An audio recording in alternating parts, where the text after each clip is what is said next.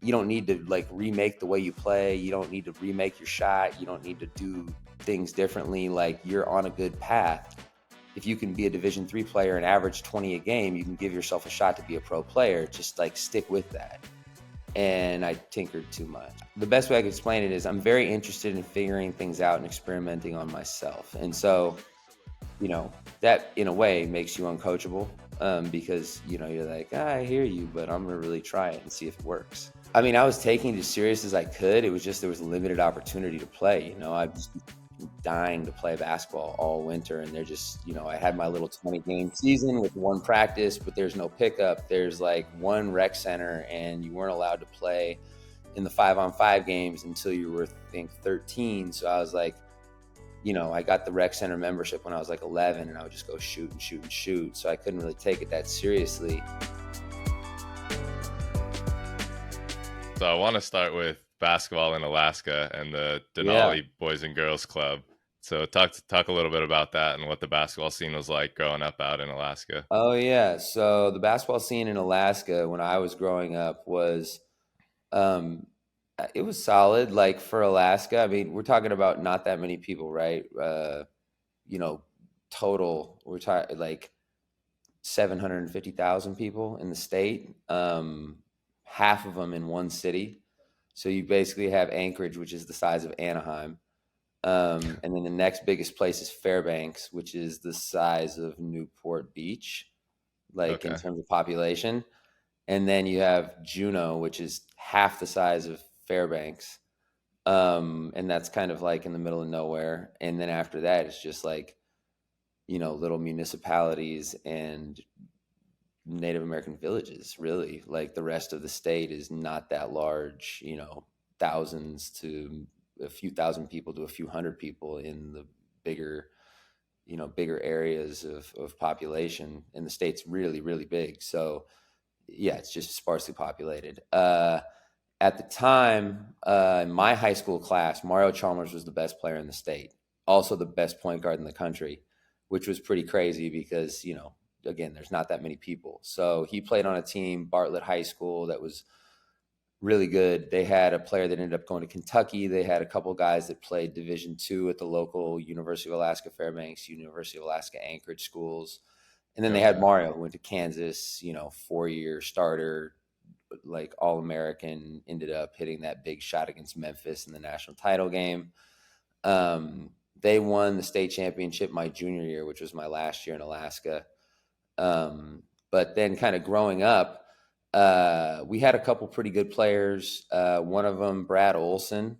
People aren't going to know that name, but he played like 10 years in the ACB in Spain. He was a Okay. Division II player, the only Division II player to win MVP and like have his team win a Division I tournament at the top of the World Classic, like way back.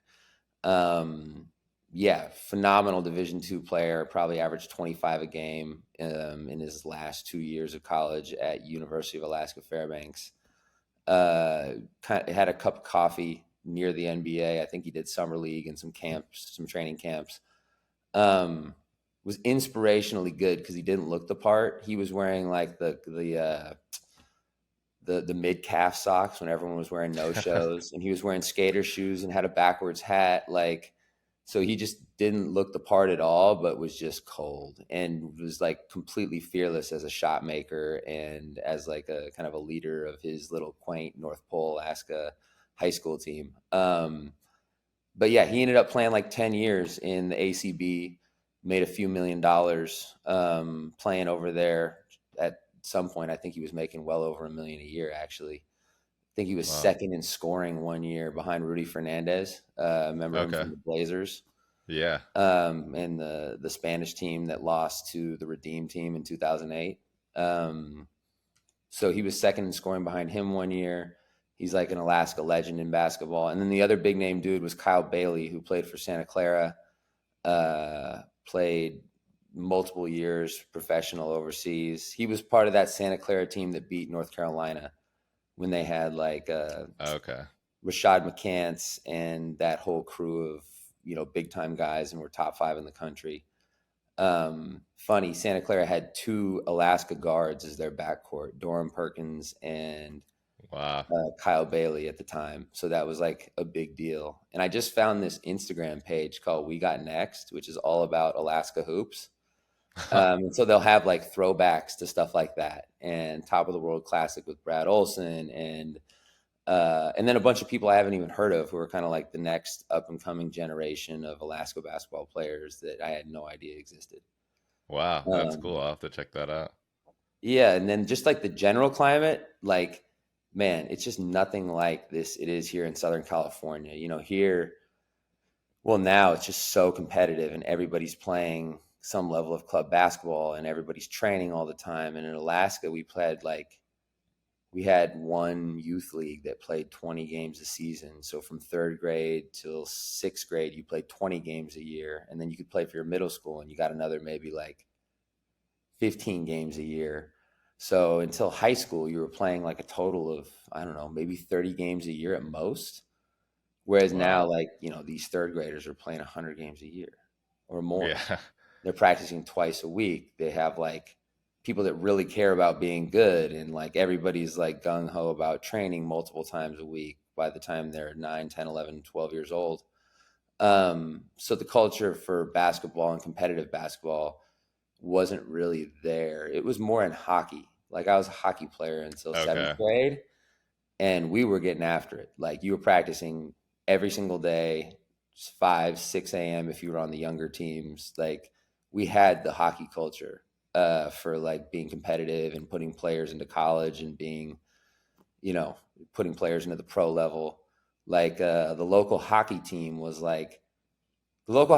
in the equivalent of the SEC for hockey. It was like Okay. University of Alaska Fairbanks, University of Alaska Anchorage, and then like Michigan, Michigan State, Boston College, Minnesota, like the top hockey schools in the country, along with the Alaska schools. So that was a big deal. And you could go to those games and see the best hockey players in the country and guys that were going to get drafted in the next few years. And so that was like, all of that plays into the culture, just like it does here. If you go watch a high school game, you can Hmm. watch guys that are going to play in the NBA in the next few years. So Yeah. that was very cool. But yeah, definitely didn't have what we have here in Southern California and Alaska at all. So you played hockey up until sixth or seventh grade. How did you find basketball? Well, I always played basketball. Like when I was 4, Okay. I started a Michael Jordan card collection, and I would go like, I don't know, once a month, once every other week or so to the card store, and I would save up all my allowances, and I would buy another single of Michael Jordan, or I'd buy a pack, and try and get a Michael Jordan card. Um, and so I was just massive Michael Jordan fan, and so I would just play all summer on the outdoor courts. And then I had like a custom hamper hoop that I set up in my room that was like the best possible setup you could have indoor in your room for basketball. And I had this sick little like it had a real bounce to it. It wasn't a Nerf ball, and it wasn't an actual out. It wasn't like one of those small size 3 22-inch outdoor balls. It like I couldn't find it again if I wanted to, but it was a great setup for playing in your room for hours a day. So I would do that, but then yeah, I would just like I was playing hockey, more competitive, earlier age, like more serious. Like you had multiple rinks you could go to and just get a pickup hockey game. Okay. Um, Outdoor rinks because it's cold enough that it just stays cold, like the ice just stays. So you could just Yeah. take your stuff, like you could take your stuff to Los Alamitos and Rossmore Park and get a pickup game. Like you could do the same thing with hockey in Alaska, Wow. where you could just go to the ice and there would just be people playing, and you put the nets down. So you like had to hit a post to score. You had to hit like a certain part of the net to score, and you just pick up teams, and you'd play like inside the blue line, kind of like a half court game. If you only had a few, or if you had 10, you could go full Okay. ice. And yeah, so it was like, it was its own thing. And that was all winter. You could play pickup hockey.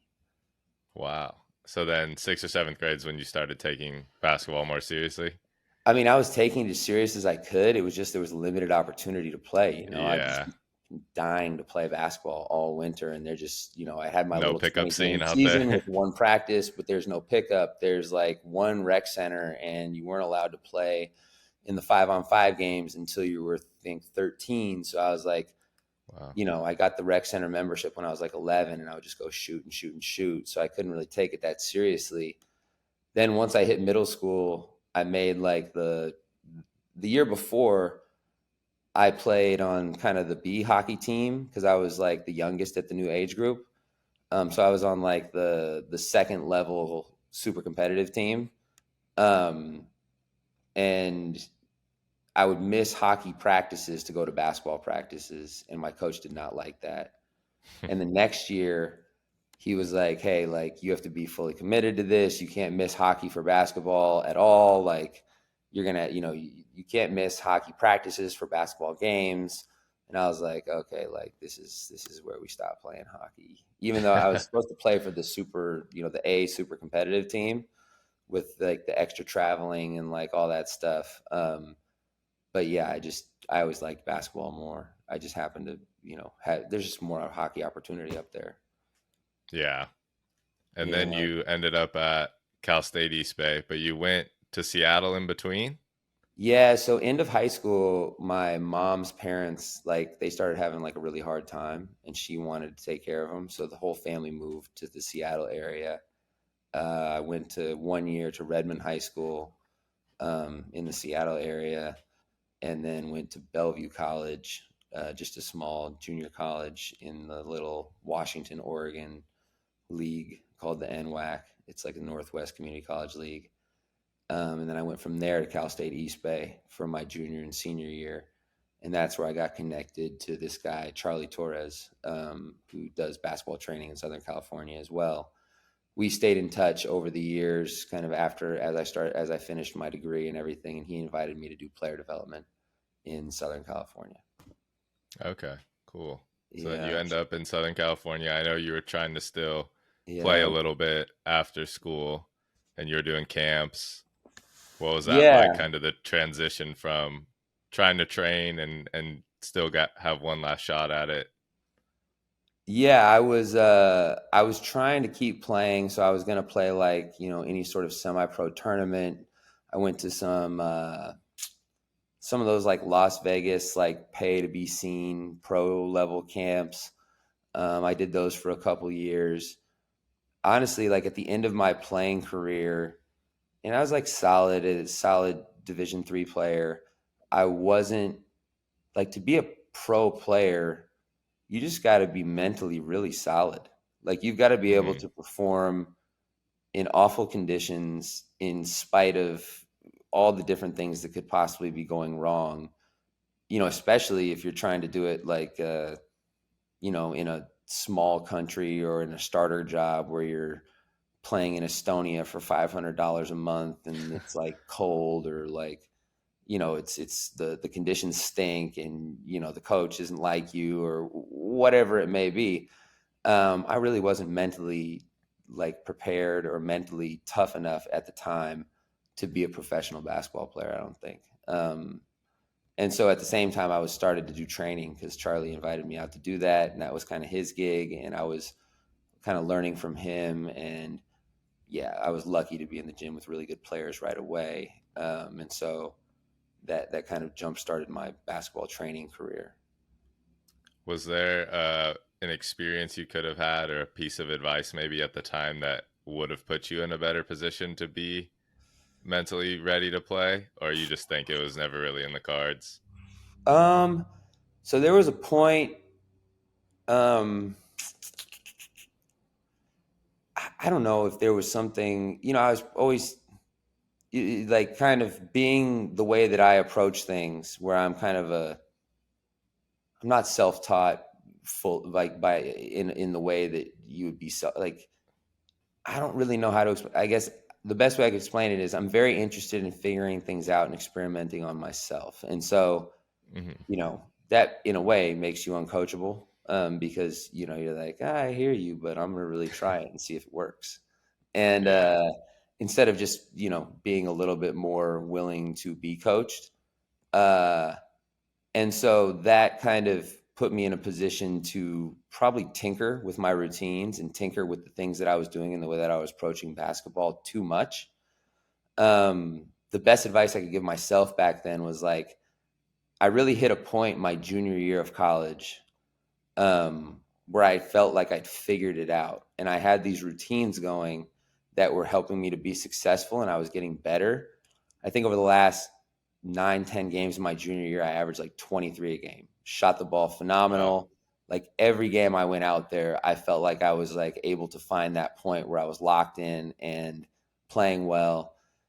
And then I just tinkered with stuff. I just over tinkered. And I didn't just like, okay, like this is how I do it. And now I just plow. And now I just continue with these routines and I continue with this mentality. And I organize things so that I have this, this sense or this feeling going into performance every single time. And I don't mess with like the way that I'm working on my body too much. And I don't mess with the way that I'm working on my game too much. Maybe you learn something new, like you can add it here and there, but like you don't need to like remake the way you play. You don't need to remake your shot. You don't need to do things differently. Like you're on a good path. If you can be a Division 3 player and average 20 a game, you can give yourself a shot to be a pro player. Just like stick with that. And I tinkered too much. I dicked around with, the way all the things that I just talked about. And I didn't like, I just was never able to capture in my competitive playing career. I think I've been able to capture it at different moments afterwards, but I wasn't able to capture that when it was my time the way that I would have liked to. And that would be my advice to my previous self. Do you think you were tinkering because like you wanted the results faster, or just trying to optimize the best possible routine and technique?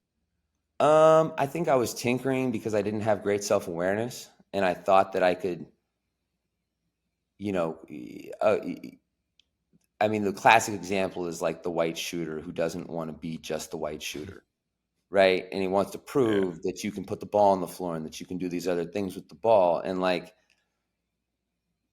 a lot of times you can, but it is based on you being that guy that can shoot.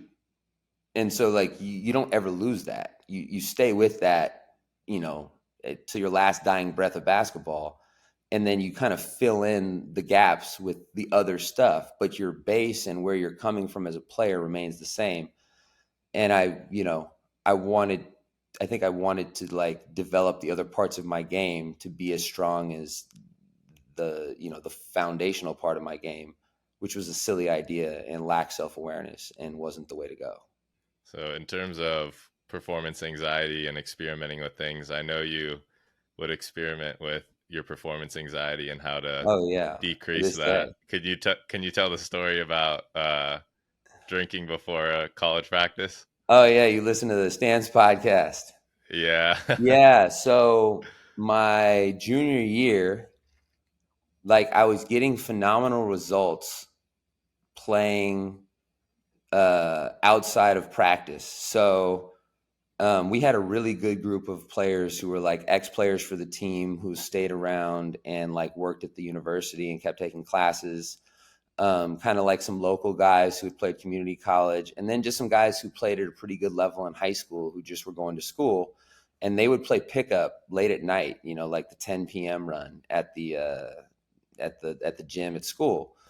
And so I would always come back after practices and play pickup. And I was like, man, I was just playing so well. Like, I had learned some of this stuff from Charlie Torres at the beginning of the year with like ball handling and creating space. And I was implementing that stuff and I had these good routines going. And I was like, man, like I just cannot seem to do this when I practice and when I play in the games. Like I don't understand why this isn't translating as well as I think it should, as consistently as it should. And so I was like, I think you can feel it in your hands and in your body when you don't have optimal arousal, when you're not mentally and physically connected in a way that's going to give you the best performance.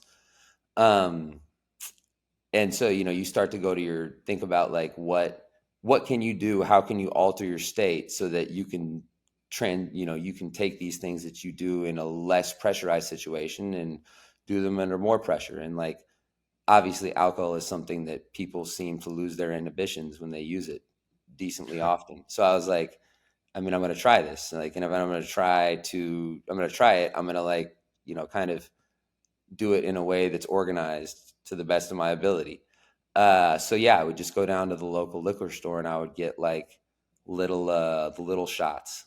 Um, and I started with like half of one of those bottles, and then I worked my way up to like whole one of the bottles, which was too much because I was getting too tired in practice, and I was like, oh my god, I'm like dehydrated and tired. And then one time it was like a late morning practice, like an 11 a.m. practice. And coach was like, I don't know who was out last night, but somebody just reeks. And I was like, dang, like that must be me because I drank this about 40 minutes ago and I don't think anybody else smells right now. So that's when I kind of cut doing that and I started to look for other options for getting myself to the right place. That's great. I know you still Yeah. play a lot of pickup. Is there a routine you found now that works for you? Is performance anxiety something you still have to this Um, day and something you got to work on? Sometimes, I mean, I'm not playing in like super high pressure situations. Yeah. But you're always trying to optimize for like, can you get deeper and deeper into the groove? Can you have better and better performances? Can you, find a way to like out outplay your previous bests? And I think recently I was listening to a lot of Huberman. The Huberman Labs podcast. Yes. So I was listening to a lot of the Huberman Lab podcast, and there was a part on it about, or there was one of the podcasts was about perception of time and the dopamine serotonin system. And my takeaway from it was dopamine will thin slice time. And so the more dopamine you have flowing through you, uh, the thinner slice time is. And so the more Wow. effectively, like you're a camera guy, effectively, Hmm. the more frames per second you have in your Okay. experience. It's not going to be like things are in slow motion, but it's also going to be, all things being equal, if I have more frames per second than you, I can make better decisions than you. Hmm. Yeah, just because I have more time to make that decision. So I started messing around with some of the supplements he was talking about for dopamine enhancement, which was tyrosine, alpha GPC, and mecanoprines, which is like a derivative, like an L-DOPA supplement. So I've been taking those before I play, um, and then I'll take like some GABA and L-theanine to get kind of like more on the relaxed end because the dopamine concentrates you, and sometimes that can be like zzz, and it's too much, and Uh, you're like it's almost like you're overly focused, and so like there's this balance between your gross motor skills and like moving. So like I can take the dopamine stuff and then defensively I feel like I'm pushing to go like as the offense is pushing to go. Like I'm okay. almost like in sync with their footwork, like almost exactly timed. Like the Rolodex of moves in my head and they're pushing to go is just like, yeah, it feels awesome because like they're going left and I'm sliding as they're going, and there's almost no time, like there's no lag time between my push and their push, which is Yeah. great because I'm playing great defense. At the same time, the fine motor skills of things like shooting and touch and layups and like ball handling sometimes and passing, those take a more relaxed feel from your central nervous system. So those take like a lot more fine motor skill. And so if I'm too high on the dopamine end, I don't have as much fine motor skill. I can't calm myself down enough. So the GABA and the L-theanine kind of, balances me out with the dopamine stuff. And so I'll take those maybe like 50 minutes before I play. Um, and then sometime between taking those and maybe 2 or 3 hours before that, I'll do a yoga nidra somewhere between 5 and 30 minutes. So that's another Huberman protocol. It's like a non-sleep deep rest thing, and Yeah. you've done a yoga class, right? Yeah. So the part of the yoga class, and it's funny. I found this in college, but I didn't know what it was called, and I didn't know why it was helping me. but I was doing it in kind of a stretchy, like relaxy way. And that was the point where I was having some of my best performances. And so this Oh has wow. kind of come full circle Full circle. where Yeah. it's the part of the yoga class that you lay down and you just ground yourself into your environment fully. First by focusing on your breathing, then by focusing on kind of where your body and the environment connect. So the sounds that you can hear, the taste of, your basically the taste of the air or your mouth in general, the feeling of your body against the floor, the feeling of the air against the parts of your body that aren't on the floor. And then you do this thing called somatosensory cycling, where, if you think about the feeling of your hand, there's like a distinct there's like a part of your mind that can focus on the feeling of your hand. And I think that's called the somatosensory cortex. And you go through your entire body, starting with like your tongue in your mouth and the different parts of your throat and your cheeks and your face and all the way through everything. And you kind of cycle through your somatosensory cortex. And at the same time, you're relaxing all those parts as you're cycling through them. And then you just have kind of a portion of it where you're just kind of laying there breathing, and they'll give you some sort of like, uh, you know, your inhale is is like a waterfall moving up your body, and your exhale is is a waterfall moving down your body. Sometimes it's side to side. This lady that I listen to, she has lots of different techniques for kind of giving you a flow of breath feeling.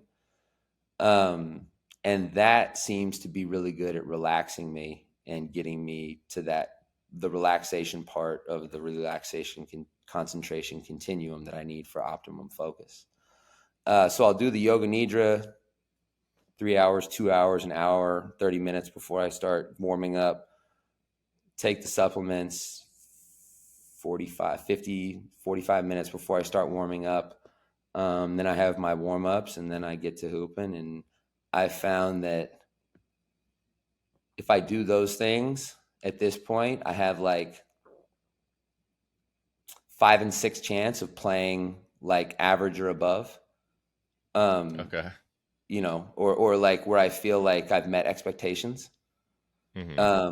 If I don't do those things and I just like warm up and play, I would say there's a 1 in 2 chance, maybe a 2 in 3.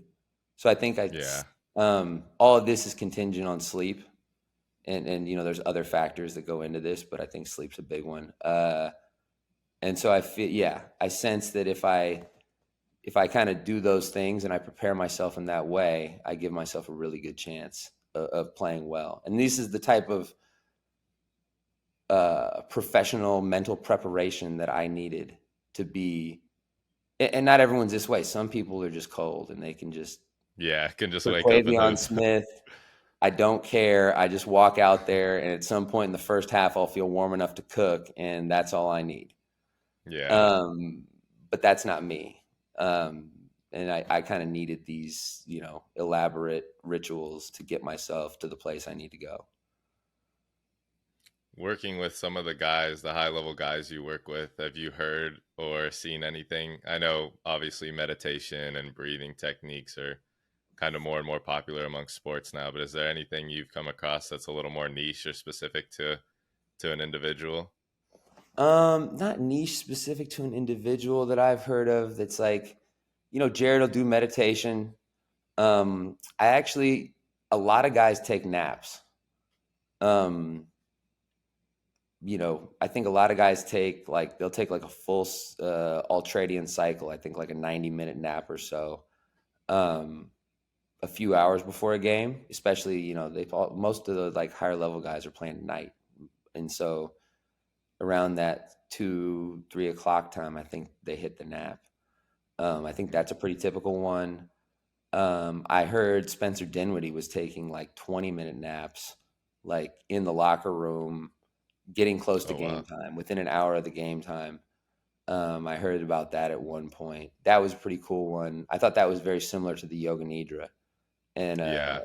and I think the organization he was playing for at the time didn't like that he was like they felt like he wasn't ready because he was falling asleep.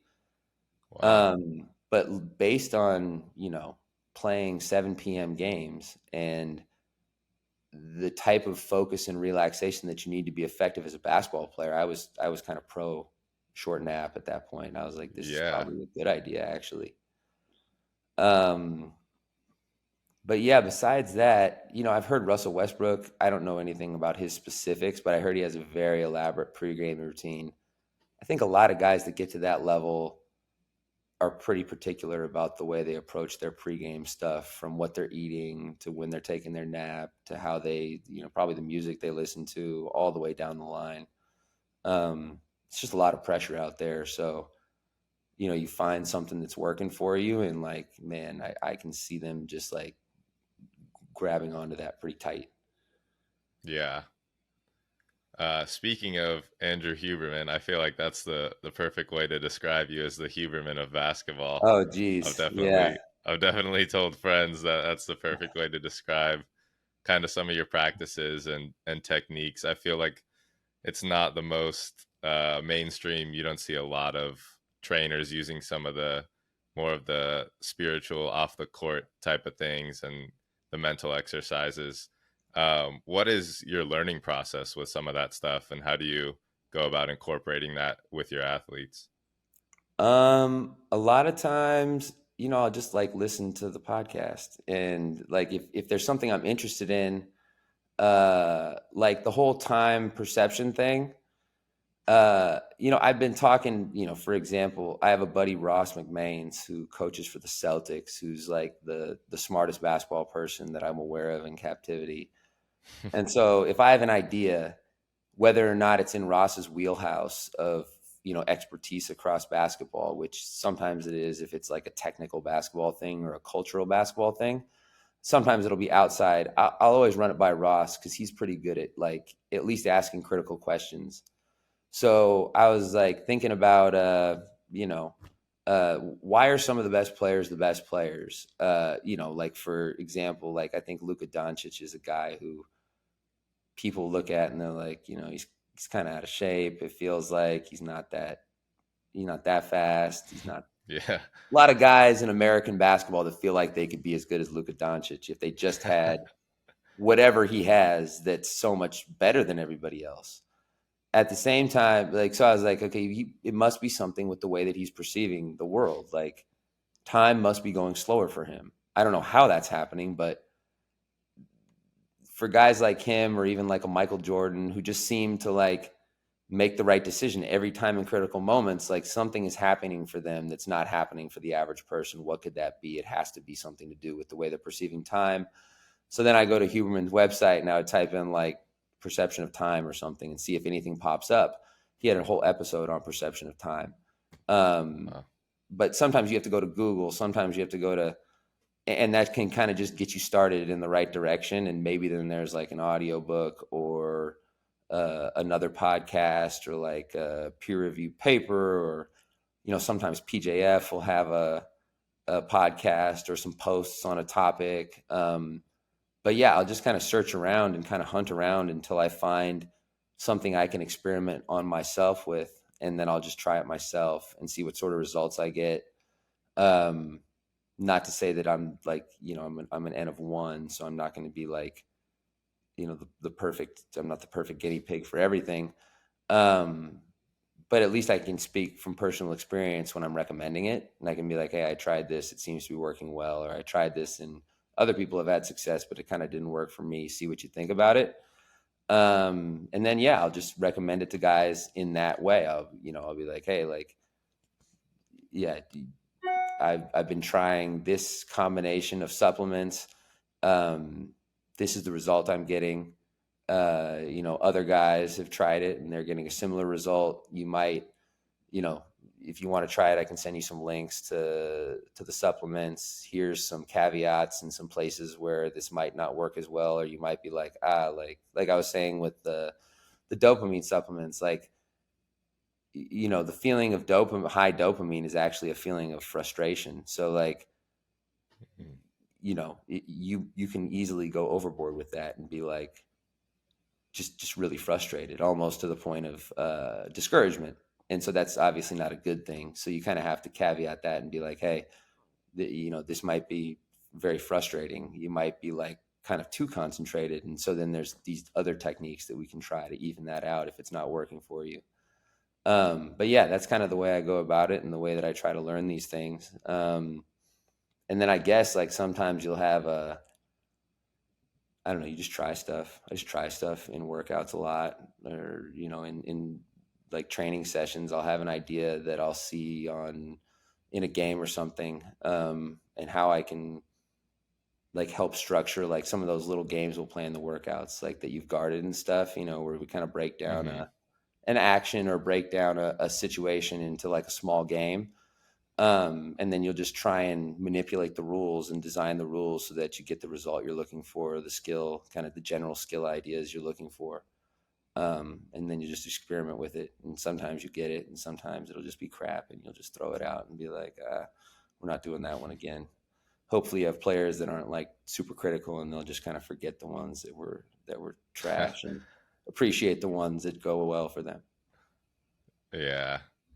When you started training and were transitioning out of being a player, was it something more at the time that you just felt like, oh, this is something to stay around basketball until I kind of figure out my next move? Or was it something right away that you felt like this is what I want to do and this is what I should be doing?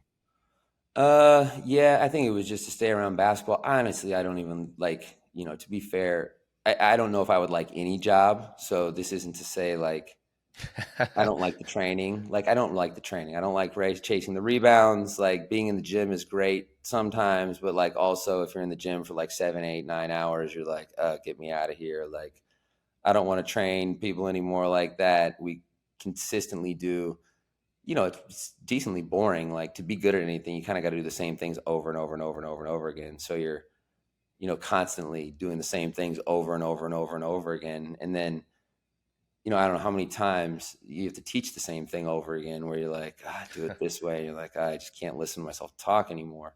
But more or less, it was to stay around basketball. And I like to play a lot. And I like to experiment Hmm. with like trying to be better at basketball in different ways.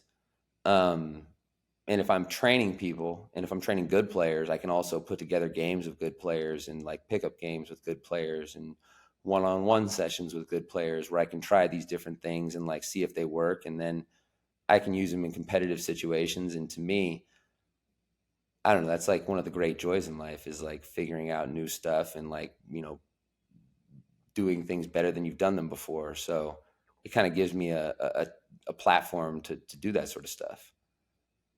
Okay. In terms of training, besides being in the gym for 7, 8 hours a day and getting bored, what are some other challenges you find individually? Yeah, I think one of the big challenge, couple things. One is watching someone suck or watching someone fail, because so much of being good at a basketball or being good at really anything is about the person that's participating exploring the spectrum of what they can do. And for them to explore that spectrum, I can't be up in their grill like talking the whole time. I have to be like letting them do the thing. So, just like spending 10 minutes watching someone hit the front of the rim over and over and over and over and over again, or like fail at a specific skill over and over again, but knowing that, if I make too many corrections, like what they're doing is already hard enough. By me making more corrections, I'm not helping them. I'm just slowing this process of exploration down. So that part was very hard to learn, and that part continues to always be hard. Where I just have to kind of sometimes I'm a bad person for this. I'll just like kind of look away and just feel like, it's just going so poorly over there right now. But there's not much I can do about it. So we're just going to keep throwing this ball back and saying, stick with it. And hopefully they'll figure this out in the next few reps. And if not, maybe I can give them a little nugget that might stick, but maybe that nugget doesn't stick, and we'll see how it goes. So that part's hard. Another part that was hard for a long time was feeling like I had a good enough grasp of how to teach enough different things that were relevant to being good that I wasn't just like a glorified rebounder. Um, Hmm. if the core of what I'm teaching is like, here's some moves and here's a shot, here's moves, here's a shot.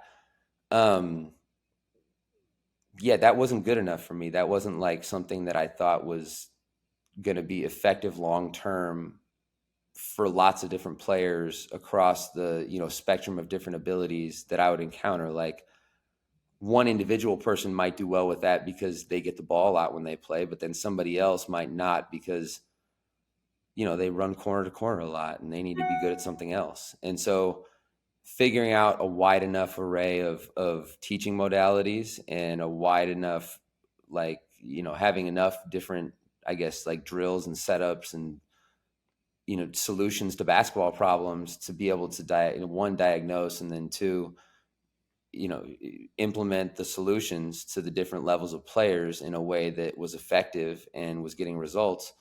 I didn't have a lot of confidence in that for a long, long time.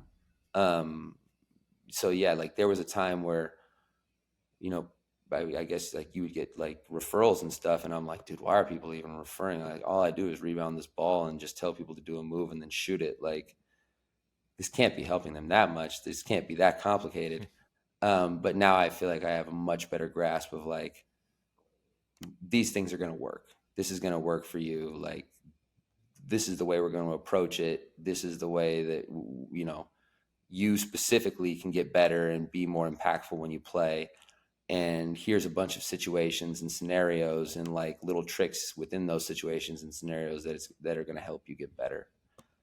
Um, and then I think the last thing, another thing at least, and there's probably endless things, would be finding a tone and a voice for the different levels of players. So, Hmm. if you're only working with pro players, uh, you know, I think you can get very good at the tone and the approach for working with pro players. But that tone and that approach isn't always going to work with guys that are younger than that, and then people that are even younger than that, and then people that are even younger than that. Some of that will translate all the way down, but definitely not all of it. And there's definitely a different way of approaching. You know, I do my son's preschool 3 to 5 year old class, right? And the way that I approach them is different than the way that I approach like a really good 8 year old. And the way that I approach him is different than I approach a 12 to 14 year old.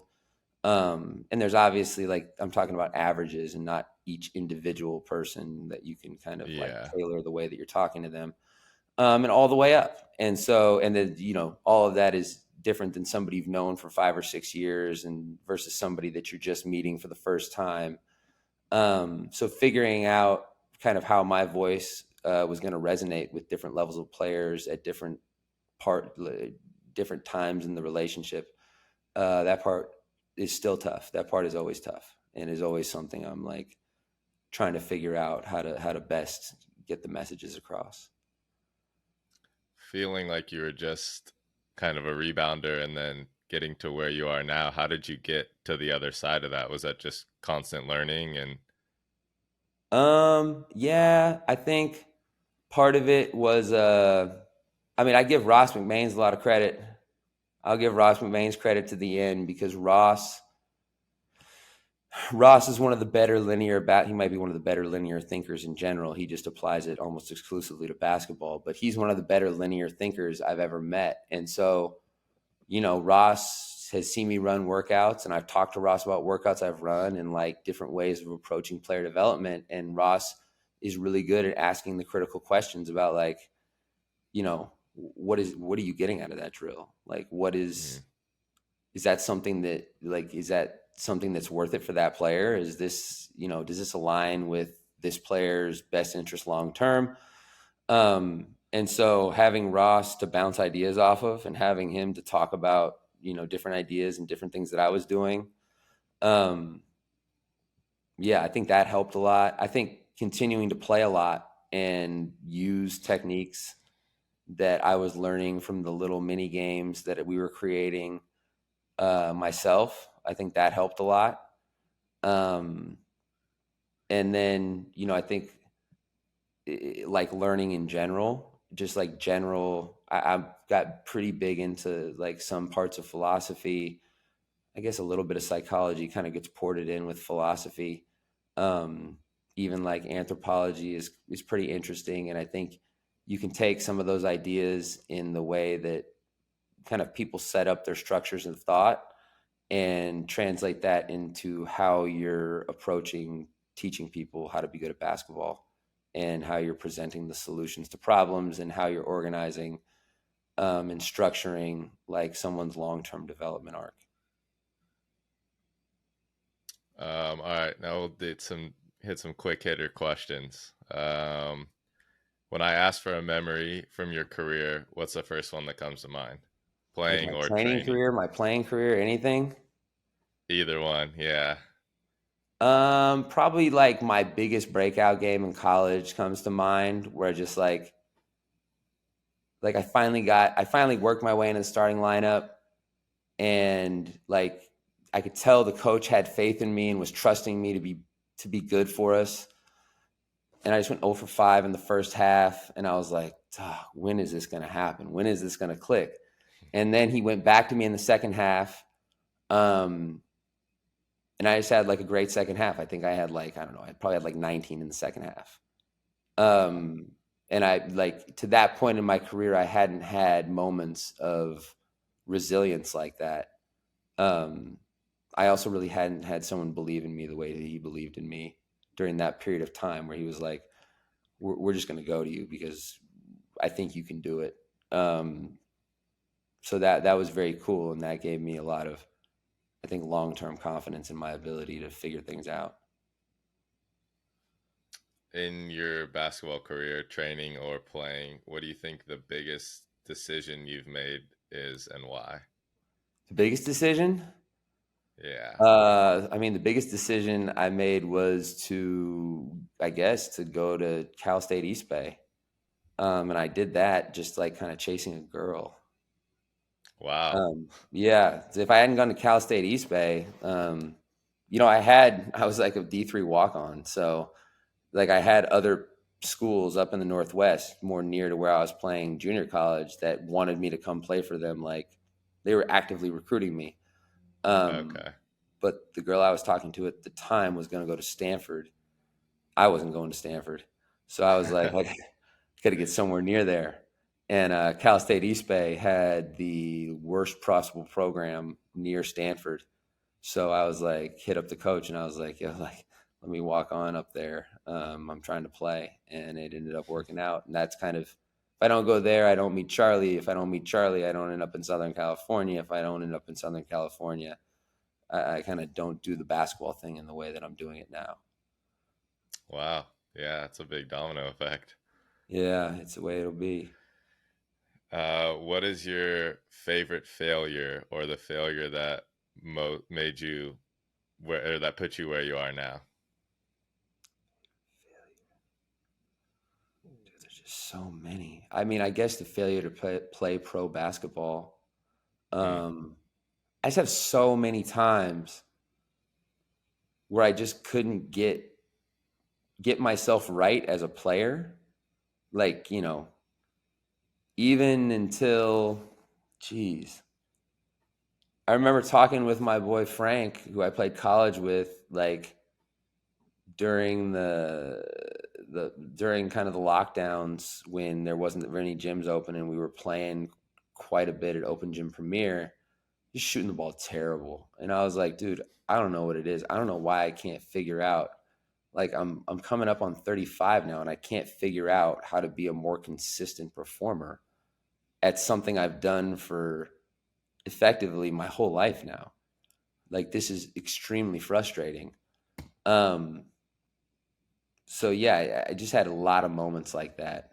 And like again, like I'll still have times where I go out there and just, uh, I had one in early December where I was just like, what is going on? Why can I not make a shot? What is wrong with me? How many times do I have to do this in my life before I can just be consistent?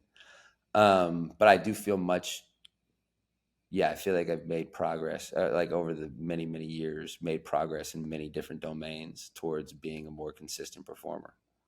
Is there a difficult decision you've ever had to make, kind of to stay on track with training or to stay on this basketball path? Is there a turning point, kind of make or break? Maybe something, I don't know, during COVID. I know you had some struggles with training and you were moving a lot. Anything that comes to mind with? Yeah. At that point, I mean, I was pretty like my family at that point was pretty committed to me doing basketball training. I think a big one was there was just a lot of transition going on around like 2016 or so. In me and Charlie had done business together for like 5 years, from 2011 to 2016, and myriad circumstances kind of had us moving in separate directions in terms of our basketball stuff. And so much of the stuff we had done to that point had us tied together, and so much of my like local reputation and Mm, my business was tied to Charlie, that when we started doing stuff more separate, um, that was really hard. And that was, I lost a good amount of my business at that point. And it wasn't anything to do with like Charlie being malicious. Like, we're still cool to this day, but we just decided to do things kind of more on our own. mm, Um, and that was tough. And I don't think I realized how much support I was getting from, Charlie and Charlie's kind of basketball network of people, that I was still slightly integrated with, but definitely not as much as I had been to that point, and how hard it was to, kind of build your basketball training business as your only thing that you're doing. I quit coaching the basketball team at La Mirada.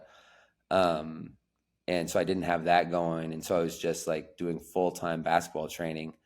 And that was, I don't know, it was kind of lonely and kind of like hard to figure out at first. So yeah, that was a time that was pretty rough, but yeah, I mean, that's the way that these things go. I think you just kind of got to keep working at it. Was there ever a point where you thought like maybe this whole training thing isn't for me? Maybe I got to try something else, or was it I'm making this work till the wheels fall off? Yeah, I mean, I was a single guy, like low burn rate. So even when things went poorly, I kind of always knew I'd be able to figure it out. Like, at least I had a sense that I was like, okay, if I just stay at this, like, this will build back up. This will somehow work itself out. I just have to, continue to like kind of hack away at it and develop relationships, and, you know, do the best I can by the players I'm working with. And this should be able to work itself out. I feel like I'm pretty intelligent and I'm decently like hardworking. So all of that should come together at some point. And maybe I was just like, that sounds like a lot of whistling in the dark and hoping. For the future, for Shea, what does that look like? Are there any, resources you're trying to come out with? I know you have some shooting courses. Are there any goals or benchmarks you're trying to hit as a trainer, or social media brand wise? What is the future looking like for you? Uh, there's not really any specific goals or benchmarks. I'm trying to redo the shooting stuff. Um, there's a really good book by Rob Gray called How to Learn to Move, that I listened to, uh, within the past year. It has some good stuff in it. Like, I mean, one of the main takeaways is about like the importance of variability in learning. I know a lot of people have to get shots up on their own in some capacity. And so I'm trying to figure out how to take kind of the net, or like the gross knowledge of basketball I have, and put it together with a program for shot making. I call shot making because like the little scoops and the floaters and all that goes in the category of shooting when you start thinking about variability. I'd like to put out something that's more comprehensive than the offering I currently have in the next, I don't know, year, but I don't have any specific timelines like that. Um, Goals wise, uh, Mark, I'm going to butcher his name, Mark Daniel, the Thunder coach. I had a conversation Yeah. with him during COVID. He's great, like it seems Wow. like, and when I watch him, his team play, they play a phenomenal version of modern basketball, and are exceeding Definitely. expectations really on all levels. I remember him talking about, I asked him what his goals were. And at the time, I think he was an assistant under Billy Donovan. He's like, yeah, I don't really have goals. I'm just going to keep something along the lines of, and I'm going to try and get this directionally correct. And it's not a direct quote, but it was something along the lines of like, just like do right by the people that I'm working with, do a good job, the best possible job I can, and in the jobs and the capacities that I'm currently in, and like we'll see what opportunities come up along the way. And so I kind of took that from him, and I was like, that's a great answer. And that Wow. seems Yeah, that like really is. a really like grounded, like solid way to go about it, where you're not putting expectations out there in the world that you don't have too much control over and can be, thwarted at any moment. So I'm gonna go with the Mark Daniel answer, and we'll see what opportunities come up, and we'll figure it out as we go. Nice. So I want to end every episode with a piece of advice that you'd give to your younger self. So knowing what you know now, experiencing everything that you've learned, what's the Yeah. number one thing you'd go back and tell your younger self? Um. Yeah, I would probably just tell myself to like be consistent and find routines and stay with them. Like I said earlier, don't overtinker, don't mess with it too much. Like be, be self-aware and stick with the things that are working. And yeah, my tendency, I think everyone's advice is going to be slightly different because everyone's going to have, different tendencies to do different things. My tendency was to overtinker, overthink, over analyze, and end up messing things up when I did mess them up because of trying to do too much. Just keep it simple. You figure out a routine, it works. Just stay with that until the wheels fall off and see how far it can take you. That simple. Awesome. This was great. Thank you for coming on. Yeah, of Any course. Dude. social Thanks for media having me. handles? Yeah. Yeah, Any and social just media handles or website you want to plug? Shea Frazee on Instagram. My website's sheafrazee.com. Um, yeah, that's about it, man. Check me out. I'll be posting stuff here and there. Mostly, I think most of the stuff I post right now is about the mental side of the game because that's what's most interesting to me. But yeah, if you're out there listening, hit me up anytime with any basketball questions. I love talking about this stuff and figuring this stuff out.